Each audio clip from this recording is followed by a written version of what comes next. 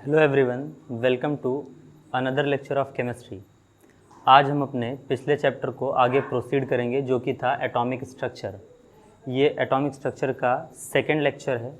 अगर आपने first lecture को अभी नहीं देखा है तो उसका लिंक आपको आई बटन में मिल जाएगा। आप पहले फर्स्ट लेक्चर को देख लें और उसके बाद फिर सेकेंड लेक्चर देखना शुरू करें।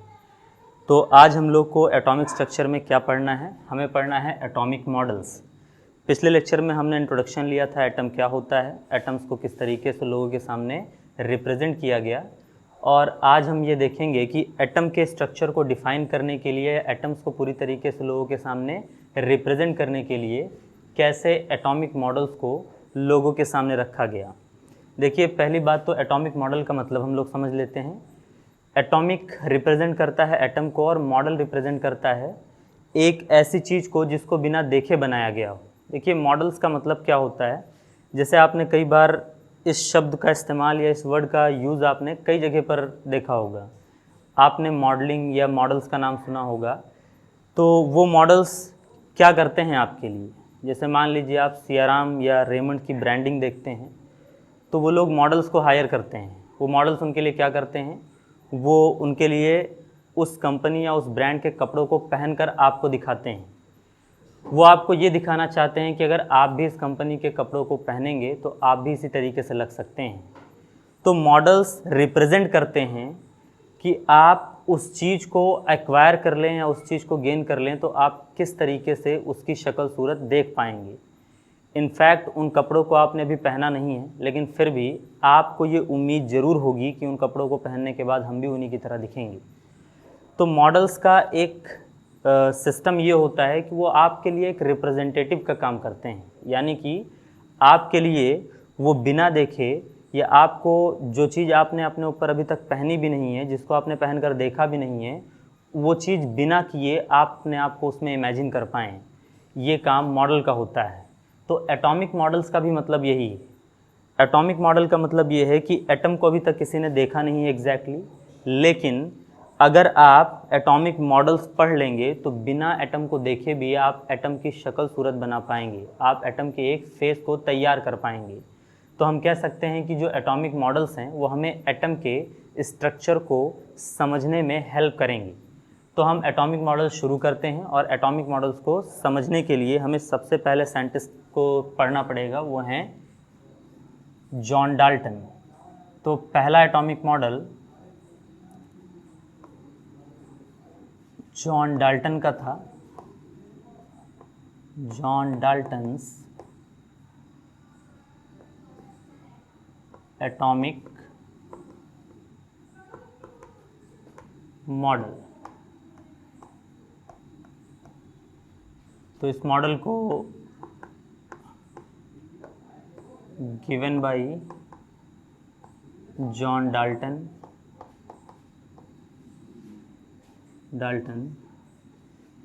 in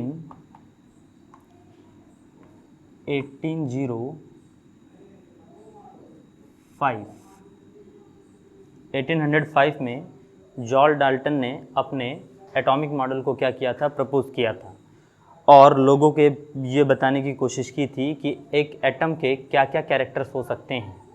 डाल्टन के एटॉमिक मॉडल्स के जो इम्पॉर्टेंट पॉइंट्स हैं वो आपको ध्यान रखने चाहिए। सबसे पहला पॉइंट डाल्टन के एटॉमिक मॉडल का क्या है, तो वो है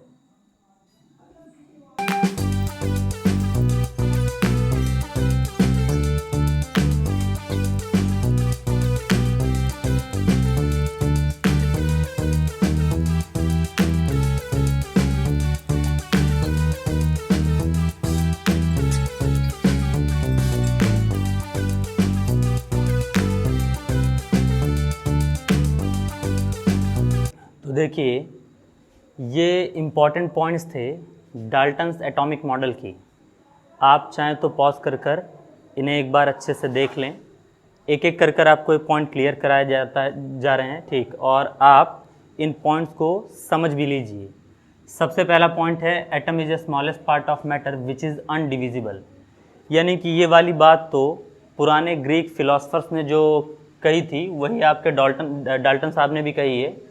उनका कहना है कि एटम किसी भी मैटर का वो स्मॉलेस्ट पार्ट होता है जिसको और ज़्यादा डिवाइड नहीं किया जा सकता। आप उसको और छोटे पार्ट्स में या और छोटे फ्रेगमेंट्स में तोड़ नहीं सकते हैं।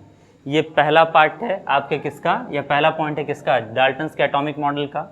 दूसरा पॉइंट है एटम्स डू नॉट क्रिएटेड और destroyed in chemical reactions but they interchange their position. ये वाला पॉइंट थोड़ा इंपॉर्टेंट है और इसे हमें समझना भी चाहिए।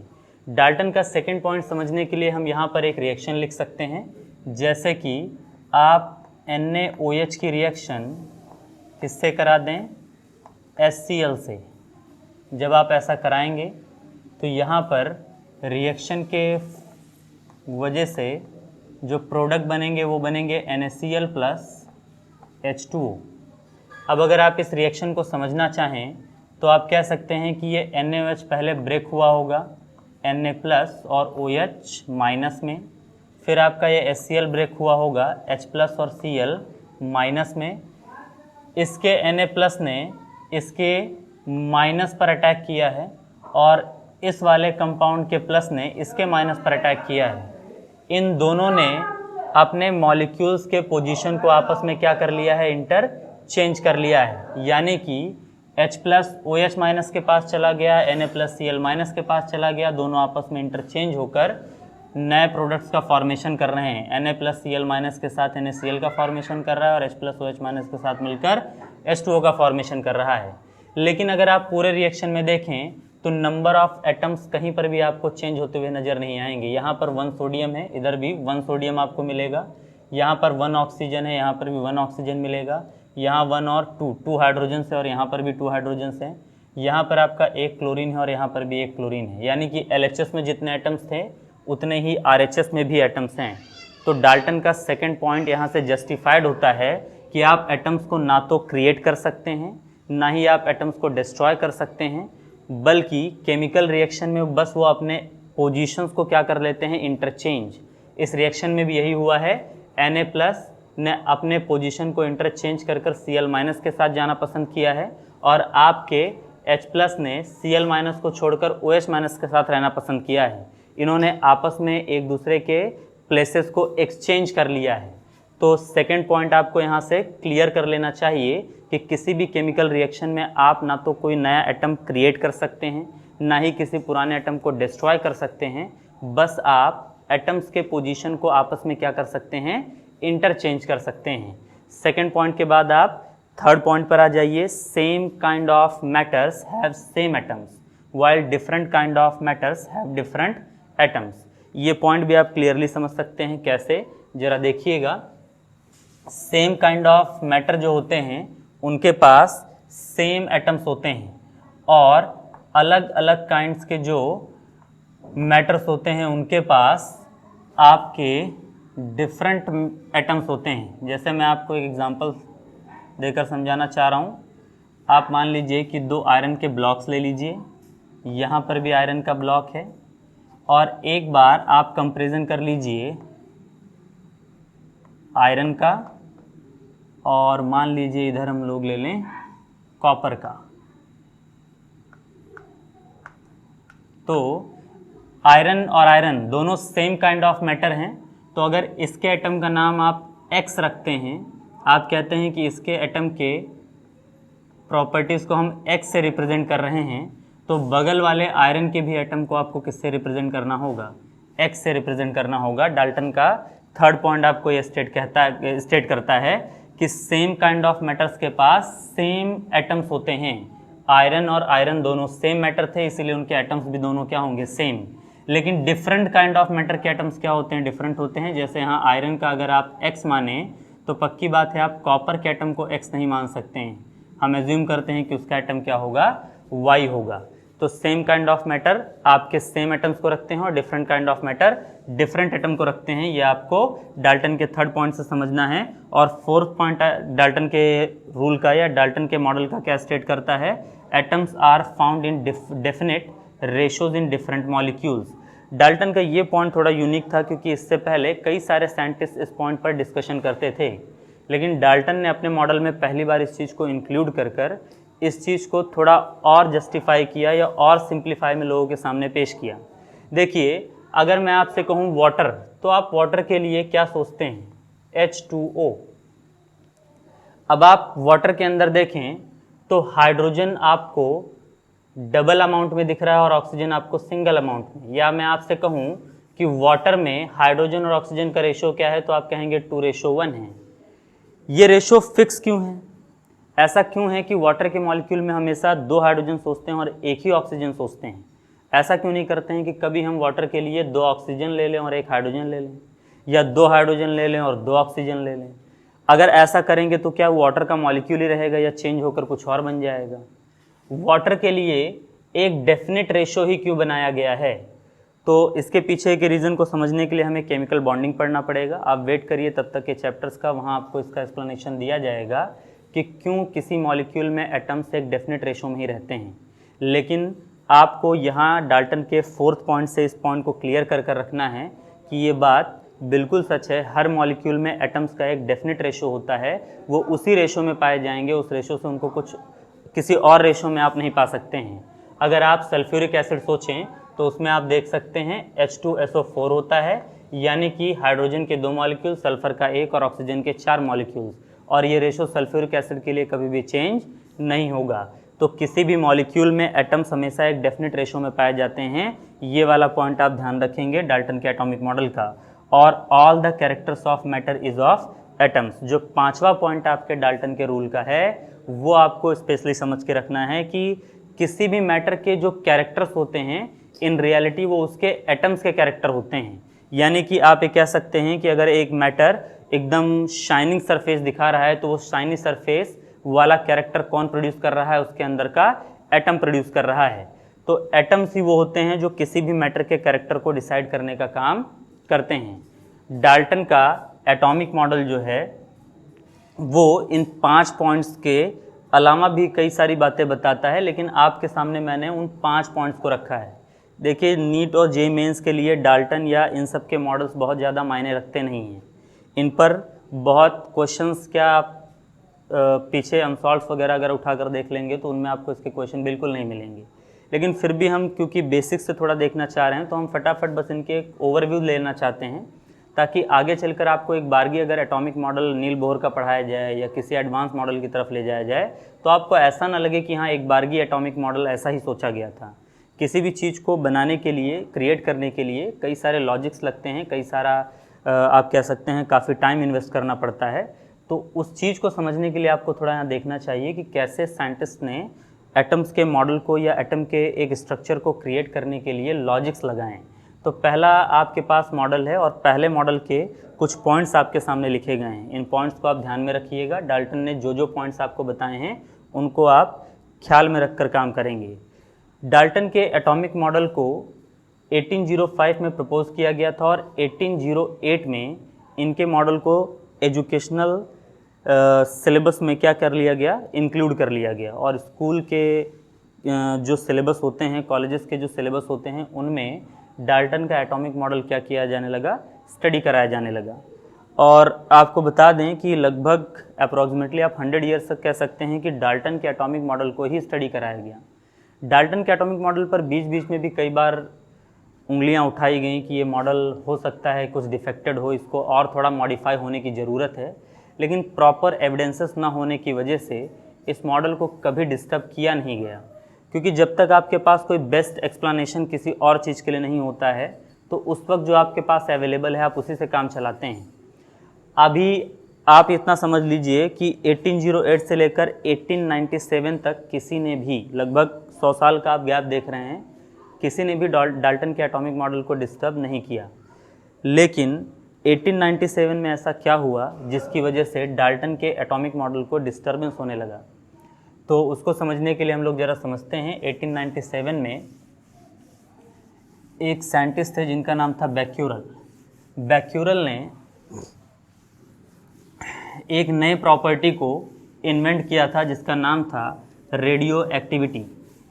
ये एटम्स के द्वारा या एटम्स के एक स्पेशल कैरेक्टर को शो ऑफ करता है या दिखाता है। रेडियो एक्टिविटी क्या है या रेडियो एक्टिविटी से हम क्या समझ सकते हैं, ज़रा इस चीज़ को जानने की कोशिश किया जाए।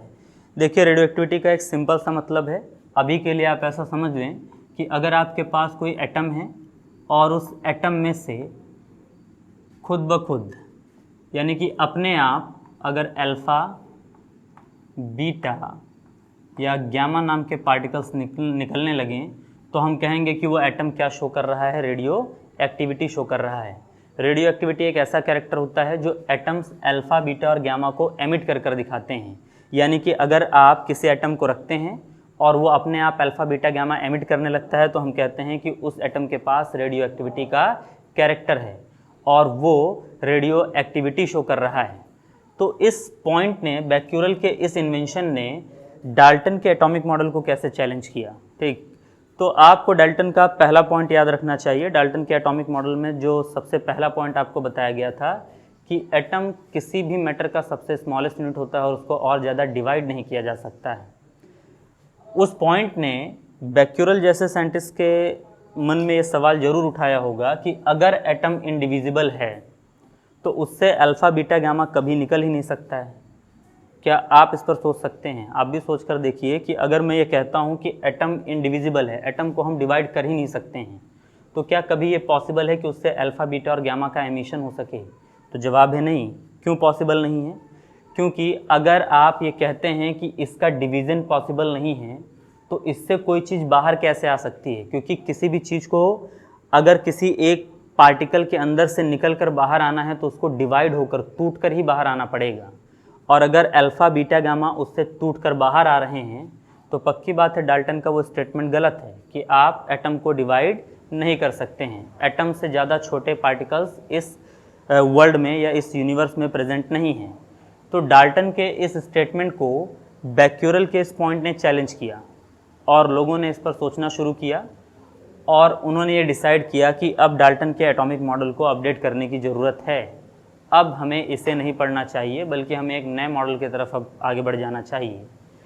नए मॉडल को सोचने के लिए आपको नए थेरीज चाहिए होंगे, नए तरीके चाहिए होंगे, तभी हम एक नया मॉडल बना पाएंगे।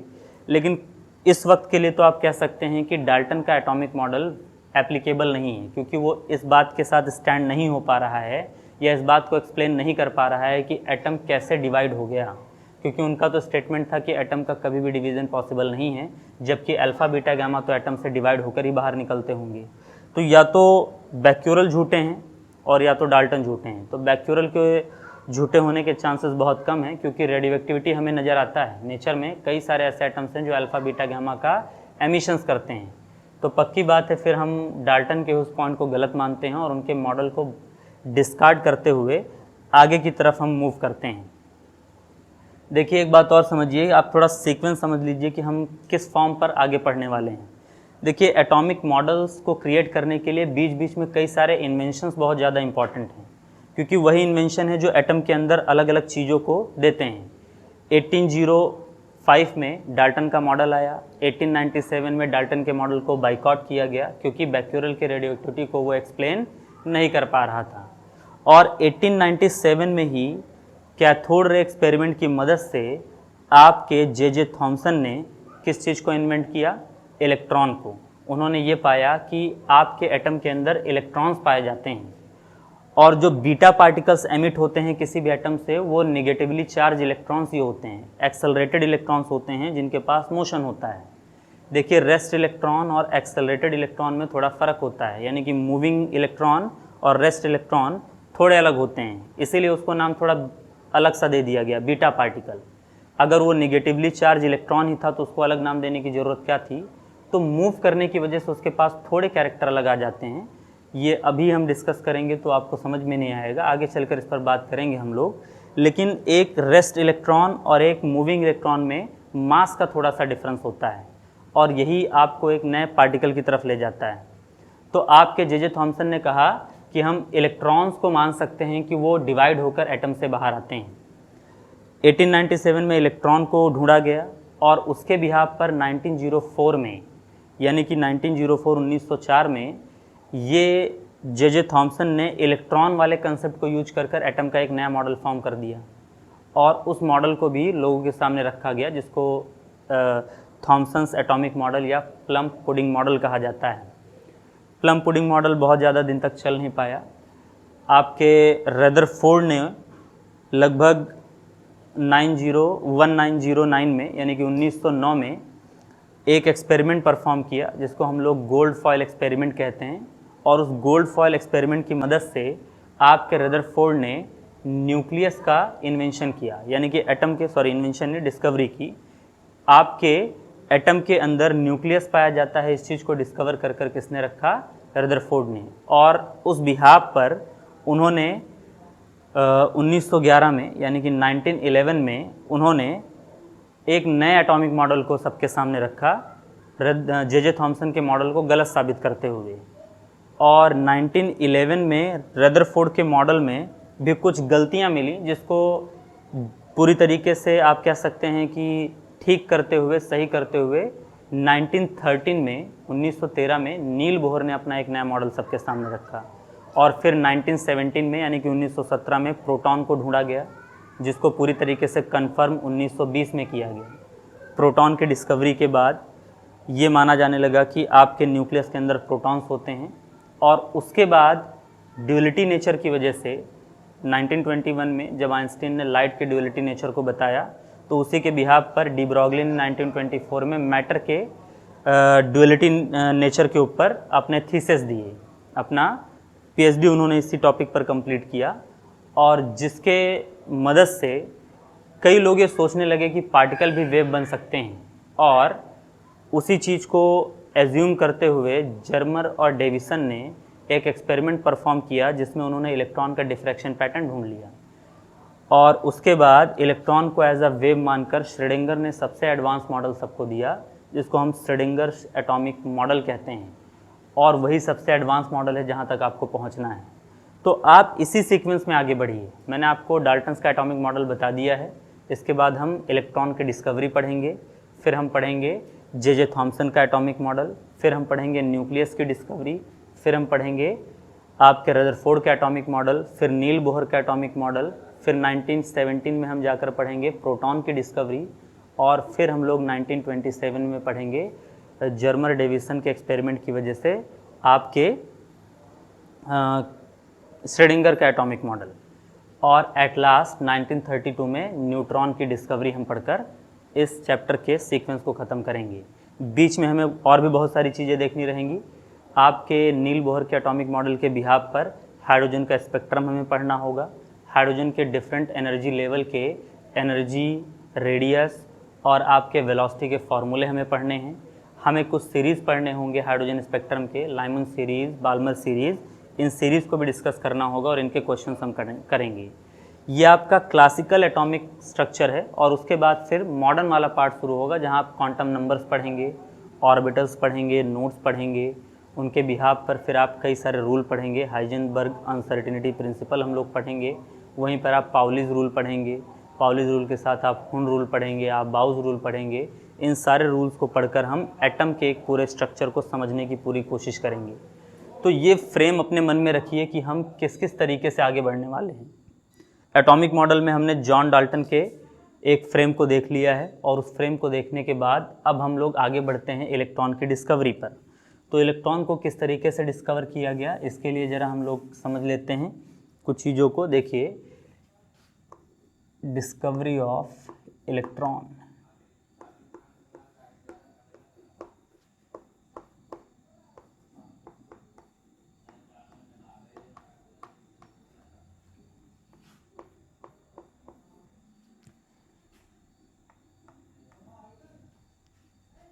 तो देखिए, डिस्कवरी ऑफ इलेक्ट्रॉन के लिए आपको कैथोड रे एक्सपेरिमेंट समझना पड़ेगा। सबसे पहले आप एक डिस्चार्ज ट्यूब ले लीजिए,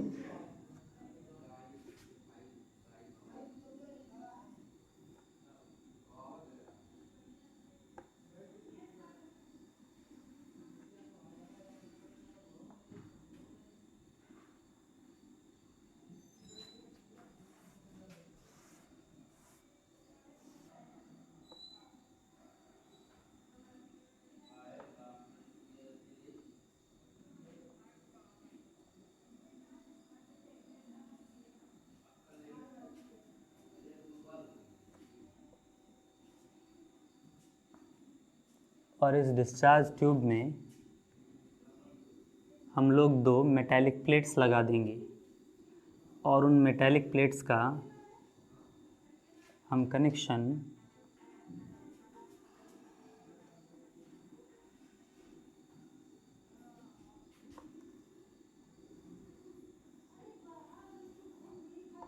किसी हाई वोल्टेज सोर्स से कर देंगे।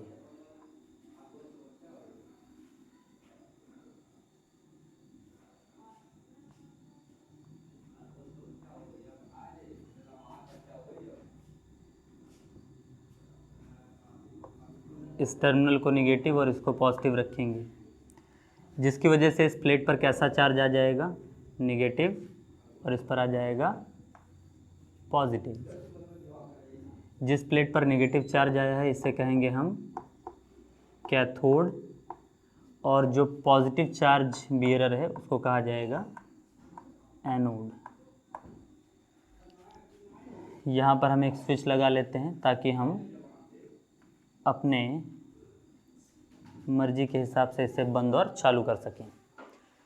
अब आपको करना क्या है, आप पूरे कमरे में अंधेरा कर दीजिए और उसके बाद आप जैसे स्विच को ऑन करेंगे तो आप एक लाइट रेज को, आप यहाँ लाइट रेज नहीं कह सकते हैं, लेकिन आप एक टाइप के रेज को कहाँ से कहाँ जाते हुए देखेंगे, कैथोड टू एनोड, यानी कि कुछ रेज आपको कैथोड टू एनोड्स की तरफ जाते हुए दिख जाएंगी।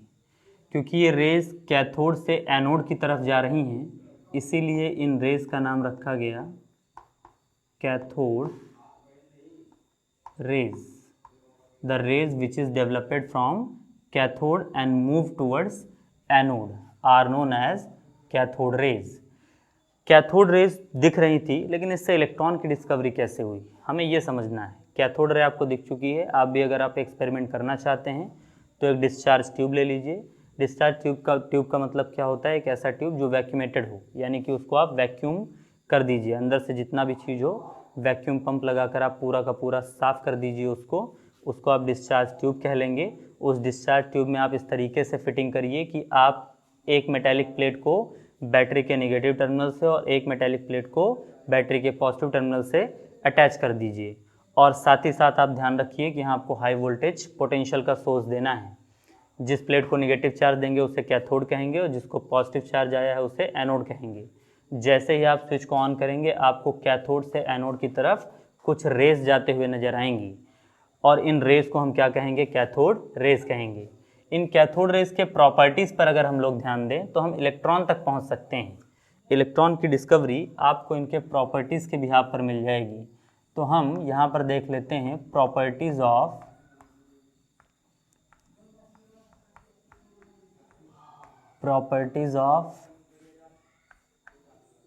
कैथोड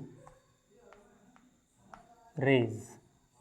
कैथोड रेज की प्रॉपर्टीज़ को अगर हम समझें तो देखिए, सबसे पहला आपको समझना है, ठीक, कैथोड रेज are affected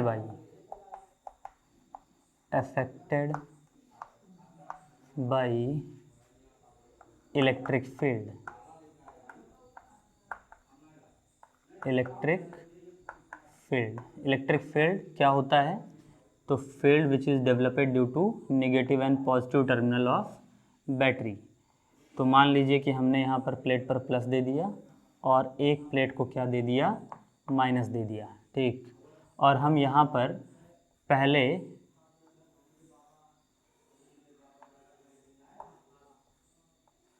इस स्विच को ऑफ रखेंगे। तो जब स्विच को ऑफ रखकर काम करेंगे, ये आपका प्लस टर्मिनल है, माइनस है, तो यहाँ से कैथोड रेज जा रहे थे, स्ट्रेट पाथ पर चले आ रहे थे। क्योंकि जब आप स्विच को ऑन रखेंगे तो आप पाएंगे कि कैथोड रेज पर किसी भी टाइप का अट्रैक्शन या रिपल्शन नहीं लगेगा, क्योंकि इन प्लेट्स पर अभी कोई चार्ज नहीं है।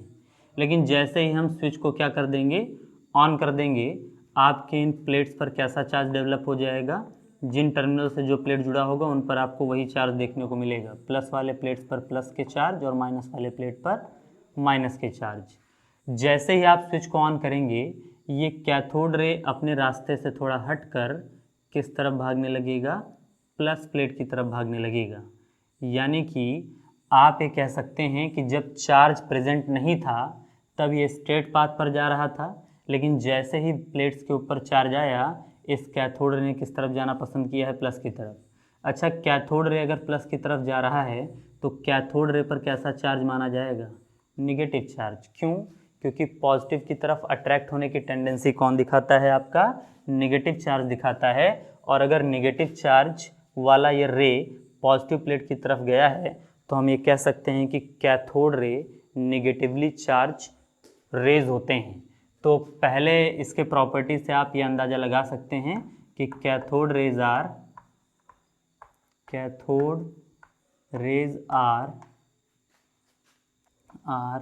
Negatively charged.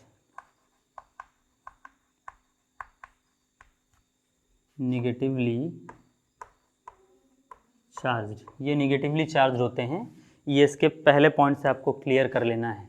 तो आपके पास यहाँ पहली प्रॉपर्टी है। इसके बाद हम इसके दूसरे प्रॉपर्टी के बारे में चाहें तो पॉज कर इसको एक बार फिर से देख लीजिएगा। हम इसके सेकंड प्रॉपर्टी पर डिस्कशन कर लें। इसका सेकंड प्रॉपर्टी क्या है? तो सेकंड प्रॉपर्टी है कैथोड रेज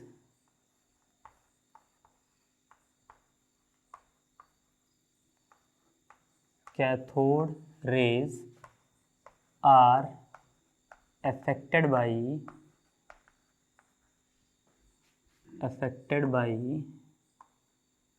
मैग्नेटिक फील्ड। ये मैग्नेटिक फील्ड से भी क्या होते हैं? अफेक्ट होते हैं। मैग्नेटिक फील्ड मतलब आपका मैग्नेट। मान लीजिए कि आपने यहाँ पर मैग्नेट रख दिया है, ये आपका नॉर्थ है और ये आपका साउथ पोल है। तो मैग्नेटिक फील्ड लाइंस हमेशा north pole to south pole के लिए चलते हैं। और उसके बाद आप यहाँ से एक कैथोड रे को जाने दीजिए और पहले आप क्या करिए कि इस मैग्नेट को यहाँ मत रखिए, तो ये सीधे रास्ते पर जा रहा होगा। लेकिन आप जैसे ही मैग्नेट को रखेंगे आप इसके अंदर डिफ्लेक्शन देखना शुरू कर देंगे। यहाँ पर ये किस तरफ डिफ्लेक्ट होगा इसको प्रेडिक्ट करने के लिए आप फ्लेमिंग के लेफ्ट हैंड रूल का यूज़ कर सकते हैं। फ्लेमिंग के लेफ्ट हैंड रूल में आपको ये पता चल जाएगा कि इस चार्ज पार्टिकल को किस तरफ मूव करना है। आप ये जान चुके हैं कि ये निगेटिवली चार्ज है, तो निगेटिवली चार्ज पार्टिकल्स के लिए फ्लेमिंग के लेफ्ट हैंड रूल से जो आंसर आए उसका जस्ट अपोजिट आंसर बताइएगा। क्योंकि फ्लेमिंग के लेफ्ट हैंड रूल या right hand palm rule second जितने भी रूल्स होते हैं वो सभी आपको क्या बताते हैं? वो बताते हैं पॉजिटिवली चार्ज मूविंग पार्टिकल्स के डायरेक्शन। जैसे आप राइट हैंड पाम रूल इस्तेमाल अगर करेंगे तो आपको ये उंगली फील्ड के डायरेक्शन में रखनी होगी, मूविंग डायरेक्शन में रखनी होगी, और आपको ये उंगलियां खोलनी होंगी फील्ड के डायरेक्शन में। और अगर आप फील्ड के डायरेक्शन में खोलेंगे तो आपको पता चल जाएगा कि उस पार्टिकल के ऊपर कहाँ की तरफ फोर्स लगेगा, परपेंडिकुलर डायरेक्शन में। अगर आप यहाँ देखना चाहते हैं तो देखिए आप मूविंग डायरेक्शन में अपने अंगूठे को रखें और उंगलियाँ खोल दें फील्ड के डायरेक्शन में, तो आपको 90 डिग्री पर क्या मिल जाएगा? फोर्स का डायरेक्शन। तो इस चार्जेज पार्टिकल के ऊपर फोर्स का डायरेक्शन कैसा लग रहा होगा? इनवर्ड। क्योंकि मैंने अभी कहा जो आंसर आएगा उसका जस्ट अपोजिट बताइएगा। फोर्स आउटवर्ड आया था तो क्योंकि वो प्लस चार्ज होता तब आउटवर्ड लिया जाता, यहाँ पर चार्ज आपका निगेटिवली है तो वो लिया जाएगा इनवर्ड। यानी कि ये जो फील्ड आ रही है या जो रे आ रही है कैथोड की, ये अंदर की तरफ, ब्लैक बोर्ड के अंदर की तरफ झुकना शुरू हो जाएगी, अंदर जाना शुरू हो जाएगी। यानी कि आपका मैग्नेटिक फील्ड भी क्या कर सकता है? इस इलेक्ट्रिक फील्ड को कैथोड रेज को अफेक्ट कर सकता है। दूसरे पॉइंट के बाद अब अगले पॉइंट पर बढ़ते हैं हम लोग। थर्ड प्रॉपर्टी आप कैथोड रेज की देखिएगा। Cathode rays are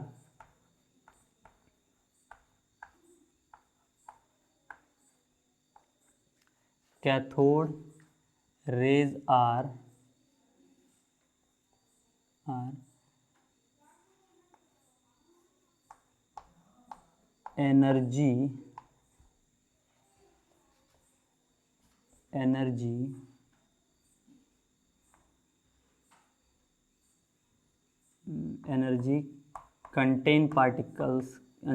contained rays. Cathode rays are energy contained rays as they affect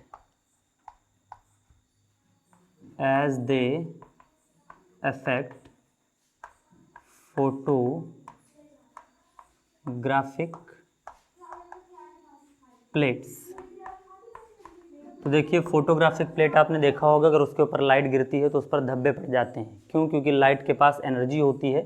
उसी तरीके से अगर आप कैथोड रेज को भी फोटोग्राफिक प्लेट पर गिराएंगे तो वो फोटोग्राफिक प्लेट पर स्पॉट्स या धब्बे छोड़ देता है, जिस वजह से आप कह सकते हैं कि आपका फोटोग्राफिक प्लेट जो होता है, ठीक, वो कैथोड रे के एनर्जी की वजह से इफेक्ट होता है।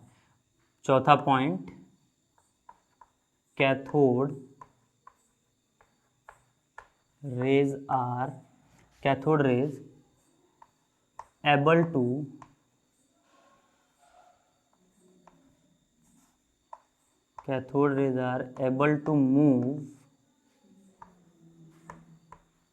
move light wheel